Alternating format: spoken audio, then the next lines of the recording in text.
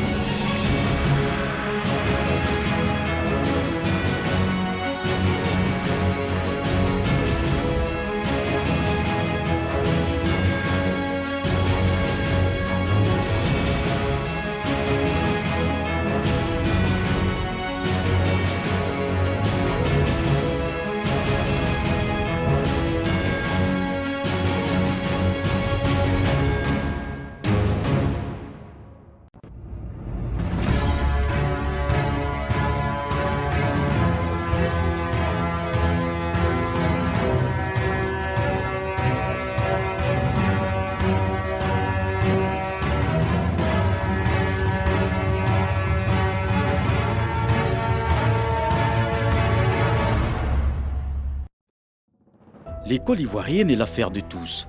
Elle sera ce que nous, Ivoiriens, aurons voulu qu'elle soit. Message du Premier ministre Patrick Kachis à l'ouverture des États généraux de l'éducation et l'alphabétisation le 19 juillet dernier. J'en appelle donc à un effort collectif, comme savent le faire les Ivoiriens lorsque le futur de leurs enfants et de leur nation est en jeu, pour qu'ils s'approprient les États généraux de l'éducation et de l'alphabétisation dans l'union, la discipline et le travail. Un message qui invite tous les acteurs du système à un meilleur positionnement de notre système éducatif. Selon la ministre de l'Éducation nationale et de l'alphabétisation, 66,9% d'élèves en Côte d'Ivoire ne disposent pas de compétences leur permettant de poursuivre sans difficulté leur apprentissage. Il est aussi mentionné que les élèves ne manifestent pas de compétences suffisantes en lecture. La Côte d'Ivoire figure également au rang des pays où les élèves connaissent de très grandes difficultés en mathématiques, pouvant exposer à un décrochage scolaire. Seuls 42,1% des élèves ivoiriens ont un niveau jugé suffisant en mathématiques, contre par exemple 66,7% pour le Gabon, 65% pour le Sénégal, 66,5% pour le Burkina Faso et 60,9% pour le Burundi. Des données qui interpellent tous les acteurs directs ou indirects de l'école ivoirienne. En attendant, des mesures urgentes sont prises pour contribuer à l'amélioration de la performance des élèves, particulièrement au niveau de la maîtrise de la langue française et des mathématiques. Il s'agit du rétablissement de la dictée. Cette année, l'accent c'est sur la dictée, parce que les enfants, on a besoin de les faire entendre. Voilà. Sans la dictée, sans l'orthographe, rien n'est bon. Du rétablissement des coefficients par discipline dès le premier cycle, l'instauration d'une évaluation annuelle des établissements privés. Ces mesures sont appliquées dès cette rentrée scolaire. Bonjour les enfants. Bonjour monsieur. Nous allons voir une nouvelle leçon en français. Nous allons voir aujourd'hui la phrase simple. On va définir ce que c'est que la phrase simple aujourd'hui. L'école pour tous et le projet de scolarisation obligatoire doivent se réaliser avec l'implication de tous et dans la qualité. C'est donc ensemble que nous pouvons jeter les bases d'un nouveau contrat social entre les acteurs et partenaires du système éducatif national. C'est une exigence éminemment citoyenne si nous aspirons véritablement à une éducation de qualité au service de nos enfants et de la Côte d'Ivoire de demain, dans la perspective d'un développement durable pour un mieux-être partagé. C'est pourquoi je salue à nouveau votre mobilisation exceptionnelle de ce jour, qui laisse présager d'un lendemain empreint d'optimisme pour la nouvelle école ivoirienne que nous voulons construire ensemble. Ces états généraux de l'éducation vont durer 6 mois. Mais après 3 mois, on note déjà des interdits et les sanctions prévues par la loi dans le milieu scolaire pour cette rentrée scolaire 2021-2022. Une tenue indécente à caractère politique, religieux ou relative à une publicité non autorisée en milieu scolaire, les chaussures non fermées, les tatouages, les piercings et droïdes, tout prosélytisme à caractère politique ou religieux, de même que l'expression d'une opinion personnelle syndicale religieuse ou politique, l'absence au poste sans autorisation des supérieurs hiérarchiques, l'exclusion d'un élève des cours non conformes aux dispositions prévues dans le règlement intérieur de l'établissement, toute tâche confiée à un élève en dehors d'un objectif pédagogique clair défini par le ministère, a fortiori inadaptée à l'âge de l'élève. Toute forme de discrimination, notamment celle basée sur l'ethnie, la religion, la race, la situation sociale, le genre ou le handicap de l'élève, toute forme de menace sur l'élève, toute forme de punition physique, psychologique et humiliante à l'endroit de l'élève, l'introduction, la vente ou la commercialisation d'alcool et de tabac à l'intérieur ou aux abords des établissements scolaires et dans les administrations relevant du ministère. Les relations sexuelles entre tout agent et élève, toute forme de harcèlement sexuel sur les élèves, les attouchements sexuels sur les élèves, la divulgation de toute information confidentielle concernant la situation personnelle ou familiale d'un élève, l'acceptation ou la sollicitation d'un avantage financier, matériel ou de quelque nature que ce soit en contrepartie de la notation de la progression scolaire d'un élève ou d'un autre traitement particulier que ce soit à l'intérieur ou à l'extérieur de l'établissement scolaire, les coups et blessures volontaires sur les élèves, etc. Il faut noter que l'éducation et la formation sont au cœur des priorités du programme de développement du président de la République Alassane Ouattara. Dans la déclinaison de la politique de scolarisation obligatoire qu'il a décrétée, des investissements massifs sont effectués pour améliorer l'accès, le maintien et la qualité du système éducatif. Alors, une enveloppe supplémentaire de 18 milliards de francs CFA vient d'être dégagée en soutien au COJES pour réunir les conditions nécessaires à une rentrée scolaire paisible et sereine. En attendant les conclusions des réformes en cours, il faut noter les acquis. Dès son accession à la magistrature suprême en mai 2011, le président de la République Alassane Ouattara a mis un accent particulier sur l'éducation nationale. Mais avant ce flashback.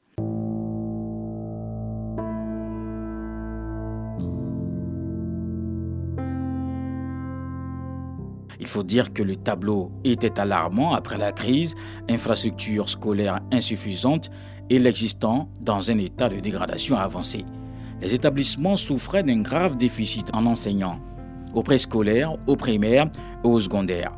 Problèmes d'ordre structurel tels que l'insuffisance des matériels didactiques et pédagogiques, l'insuffisance des matériels roulants, sans oublier l'environnement moral et le cadre physique de l'école malsain et inadéquat du fait de la nuisance et de pratiques peu recommandées. Face à cette triste situation, le gouvernement a décidé d'inscrire, entre autres priorités, le projet de société spécifique au secteur éducation-formation.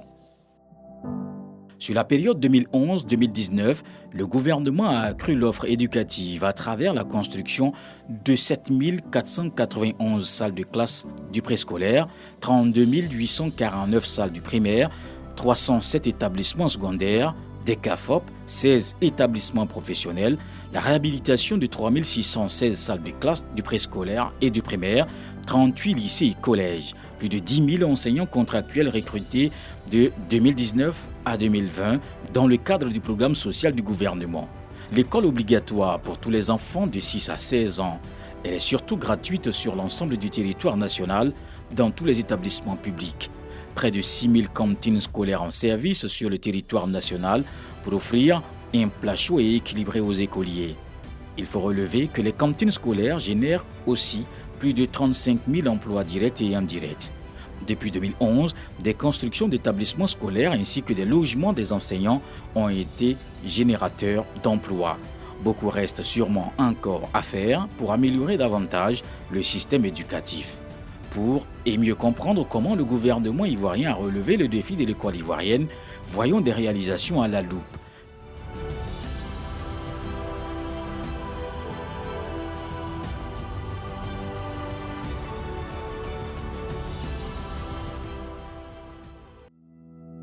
Séguéla, chef-lieu de la région du Ourodougou.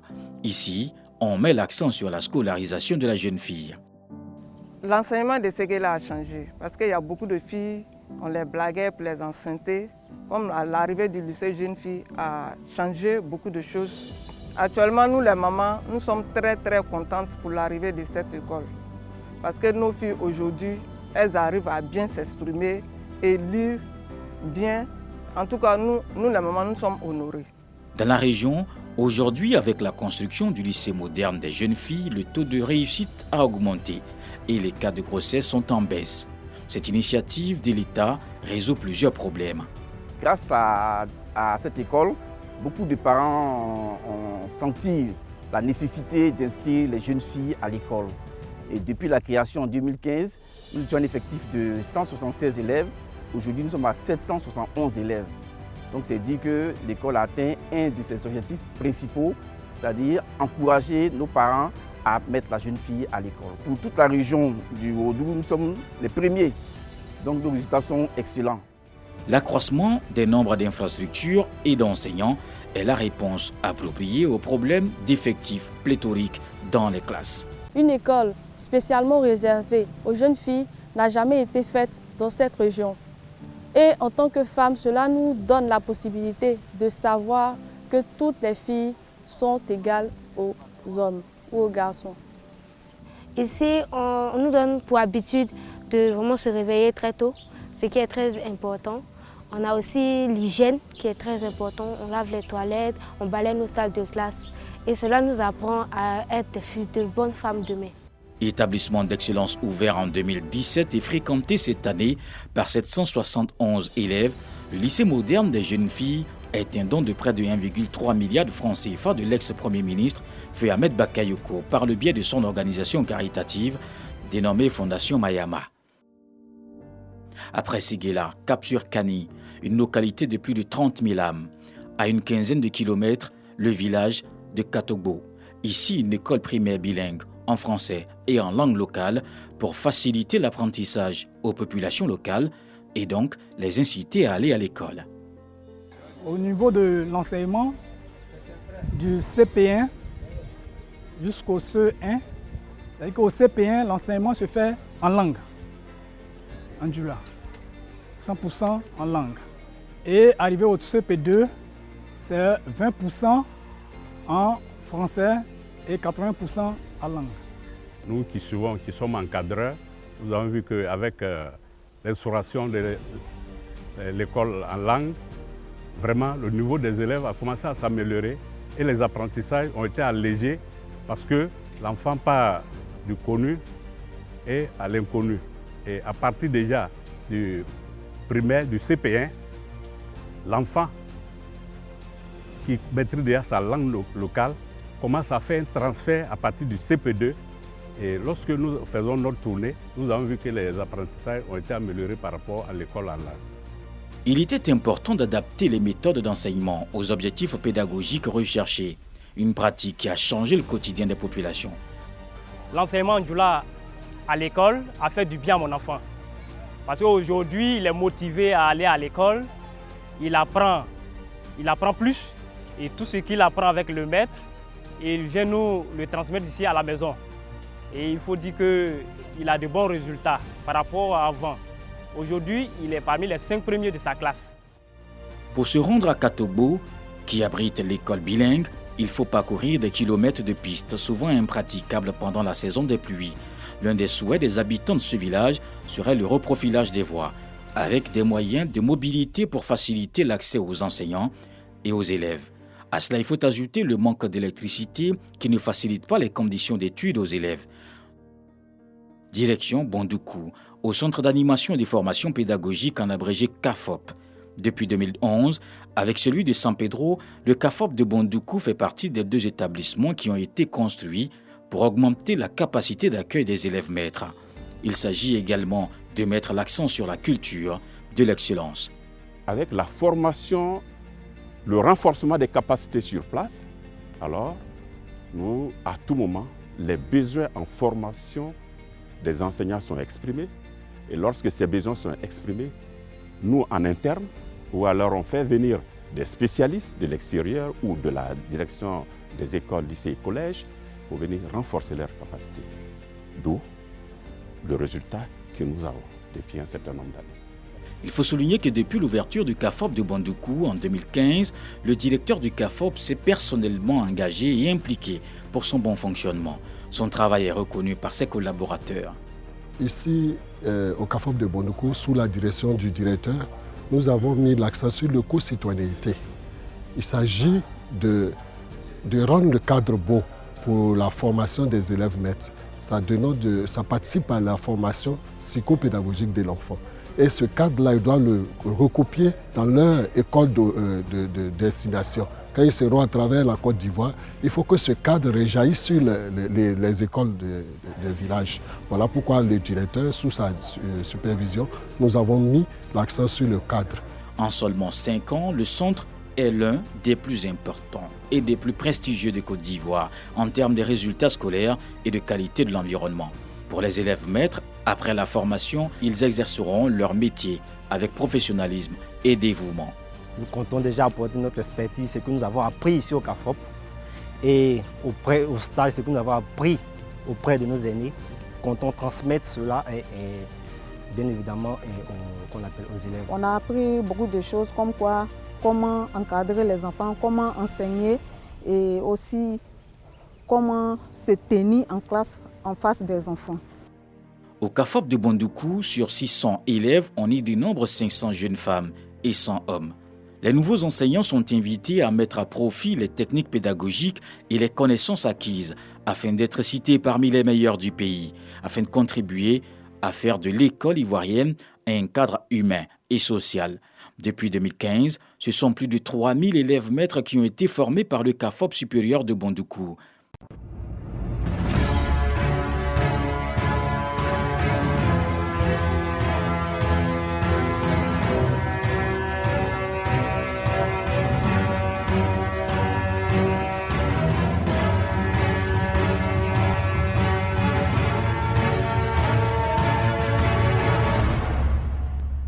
Pour en savoir plus sur les bilans, les réformes de notre système d'enseignement supérieur et de recherche scientifique, une seule émission, La Côte d'Ivoire en marche.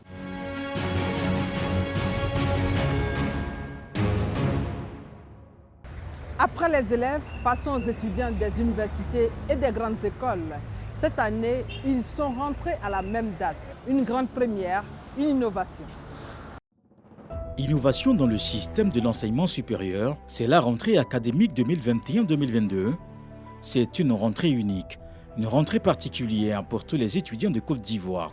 Pour en arriver là, le gouvernement a pris des mesures urgentes. Mais avant, flashback. Crise de 2010-2011, des universités saccagées, vandalisées, pillées et fermées. Ce sombre visage laisse apparaître 10 ans plus tard une image rayonnante après la réhabilitation des bâtiments et les nouveaux aménagements. Les établissements universitaires, ces temples du savoir, ont été tout simplement métamorphosés grâce à la volonté politique du gouvernement. Le gouvernement qui est allé plus loin en construisant d'autres établissements. Aujourd'hui, le pays est passé à 8 universités.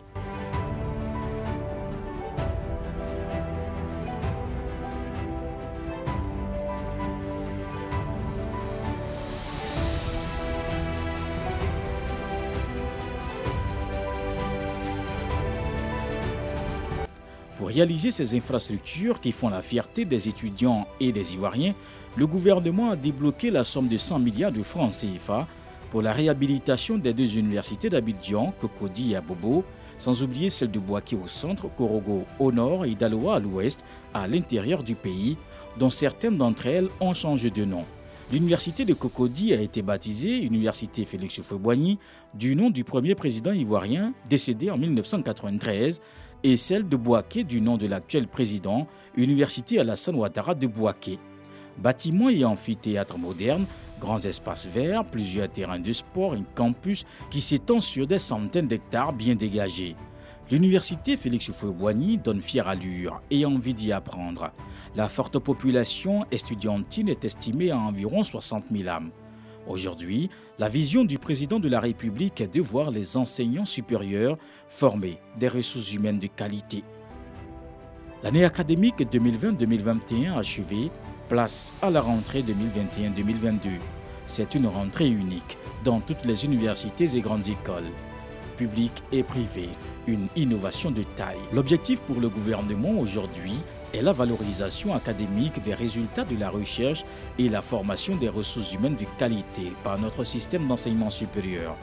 Au niveau critères de rétention dans le système, on va être assez rigoureux. En ce sens que, par exemple, la transition intercycle se fasse par test.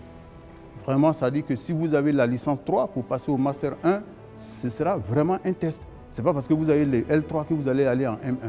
De la même façon, si vous êtes en M2, en Master 2, il n'est pas dit qu'automatiquement vous allez en D1, en doctorat première année. Non, ce sera un test.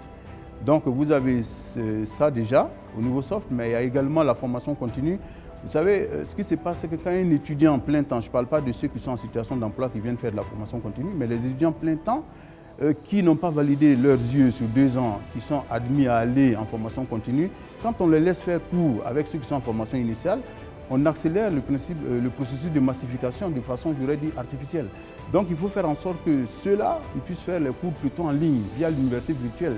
Donc ça également, ce sera quelque chose d'institué. Sauf ceux qui sont en situation d'emploi, qui veulent faire la formation continue en présentiel, il n'y a pas de problème, mais seulement les coûts seront plus élevés. L'objectif du gouvernement aujourd'hui est de faire de l'enseignement supérieur et de la recherche scientifique un des pôles essentiels du développement économique, social et culturel de la Côte d'Ivoire. Pour cela, le ministère de l'Enseignement supérieur et de la Recherche scientifique a été instruit de mettre en acte cette vision dont les actions majeures concernent la gouvernance et des innovations, notamment sur le plan de la formation, le découpage de l'année universitaire 2021-2022, la fixation des dates des inscriptions à l'examen BTS et les opérations de dépôt des dossiers physiques ainsi que l'enrôlement biométrique des candidats au BTS, l'ouverture de l'université de San Pedro, la remise d'arrêtés d'homologation aux fondateurs d'établissements privés, l'ouverture officielle d'un guichet emploi à l'université Jean-Laurent-Guédé de Daloa et l'ouverture depuis 2017 de l'université virtuelle de Côte d'Ivoire avec la filière informatique et sciences du numérique et celle de Mans avec 2 filières, mines et énergie.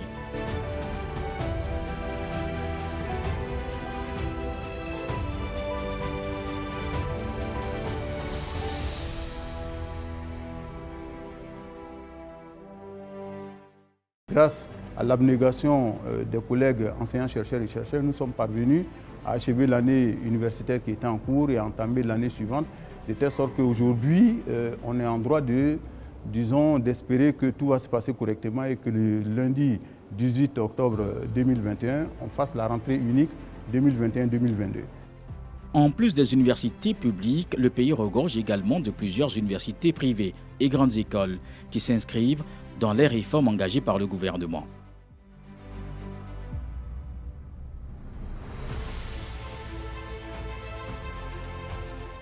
Cocody, 8e tranche. Dans cette grande école, on s'active pour la rentrée unique du 18 octobre, comme dans toutes les universités. Information et inscription pour les formations diplômantes, formations continues en entreprise et qualifiantes. Roxane vient de s'inscrire pour la rentrée unique du 18 octobre. Je suis tellement heureuse car c'est moi-même j'ai choisi les filières qu'ils font ici. Ils font la CIP, le GERNA et HST. Les filières qu'ils font ici sont pourvoyeuses d'emploi. Noura, elle, est en fin de cycle. Elle entend observer les nouvelles réformes de l'enseignement supérieur. C'est une première parce qu'on a plus l'habitude en grande école d'entrer avant les étudiants de l'université. Et il y a certaines appréhensions aussi qui sont là. Et ça fait plaisir de savoir que la rentrée elle est universelle pour tous les étudiants de la Côte d'Ivoire. Il y a des appréhensions, on attend de voir un peu le cadre et comment ça va se passer tout et tout. Mais bon, on est prêt à affronter ce qui arrive. On va donner le meilleur de nous-mêmes et on espère que ça va aller. L'innovation cette année, qui est la rentrée unique dans toutes les universités et grandes écoles, publiques et privées, est bien appréciée. C'est formidable parce que pour nous, il n'y a qu'un seul enseignement supérieur. Il n'y a pas d'enseignement supérieur privé, il n'y a pas d'enseignement supérieur public. Et là, monsieur le ministre vient de prendre une très grande décision. Non seulement marquer la date, parce que la date est importante, le 18 octobre, c'est-à-dire on rentre à temps, mais cette rentrée est faite pour les 2 blocs, c'est-à-dire le public et le privé. Le réseau des grandes écoles et universités privées professionnelles entend prendre les dispositions pour la bonne marche des réformes.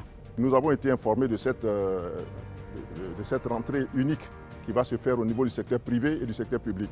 C'est une très bonne chose qui nous permet de voir un peu les objectifs qui nous sont assignés par la tutelle, à savoir des examens qui peuvent avoir lieu à une date commune et les rentrées qui peuvent se faire à une date commune. C'est des choses que nous serons toujours souhaitées et Dieu merci, nous sommes à ce stade-là. Quant au réseau d'universités multidisciplinaires, on offre une formation dans les principaux domaines du savoir, Formation initiale, formation continue, formation par validation des acquis professionnels ou d'expérience.